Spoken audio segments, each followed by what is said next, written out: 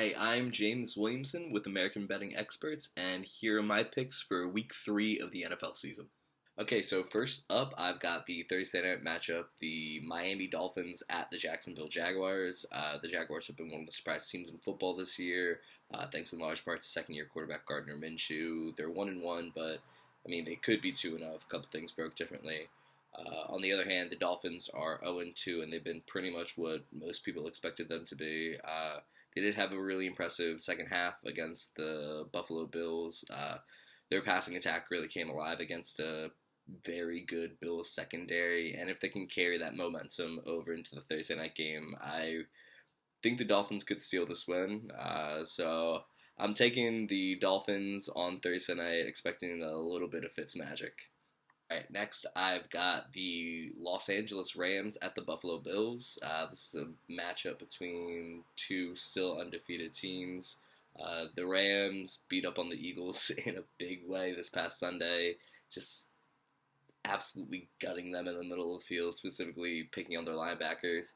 The Bills, on the other hand, narrowly avoided defeat at the hands of the Miami Dolphins after they had a big second half. Really, I think this is a game that's just going to come down to quarterback play. Neither team really has the most consistent quarterback, but Josh Allen has been one of the best, or at least one of the most exciting quarterbacks in football so far this year.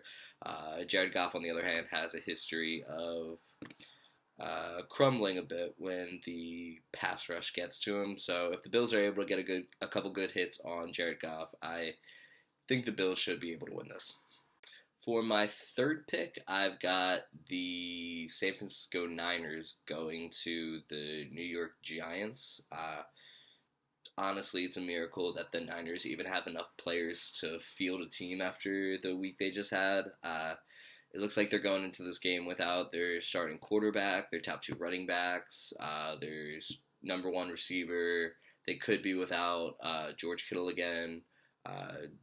Richard Sherman's on IR, and there's a good chance they're also going to be without their top three DNs.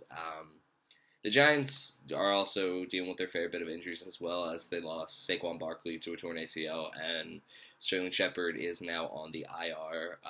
But with that said, Daniel Jones has played pretty well this year.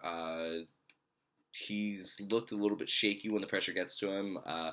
But with that said, the Niners' pass rush it's just been absolutely decimated with injuries. So Daniel Jones should have a much cleaner pocket to work with, and I think the Giants' offense should look a lot better against Niners' defense that's being held together by bubblegum and toothpicks. I'm taking the Giants.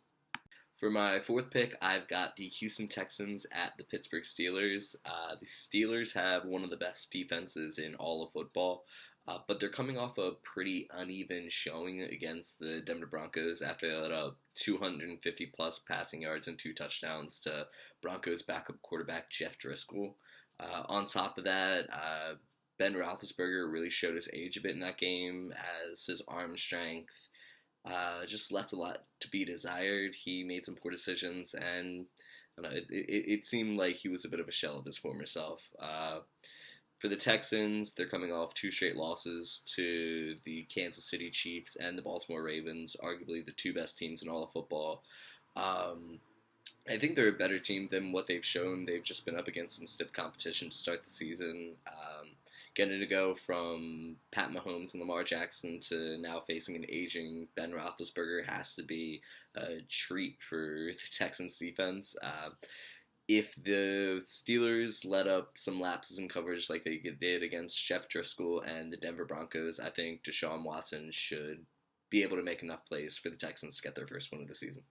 Last but not least, I've got the Packers at the Saints on Sunday Night Football. To be honest, Drew Brees did not look good in the Saints' loss to the Las Vegas Raiders last Monday night, and it gives me serious concerns about the Saints' offense moving forward. Normally, a matchup with Aaron Rodgers and Drew Brees has all the makings of a shootout, especially in New Orleans. But I just have serious concerns about Drew Brees' arm strength. In their loss to the Raiders, it seemed like almost every pass was at the line of scrimmage behind or maybe 5 yards past. He just looks a little bit too noodle armed to be able to go shot for shot with a red hot Packers offense that's coming off of a huge offensive performance against the Detroit Lions. So I'm gonna take the Packers in this one in a game they should win easily.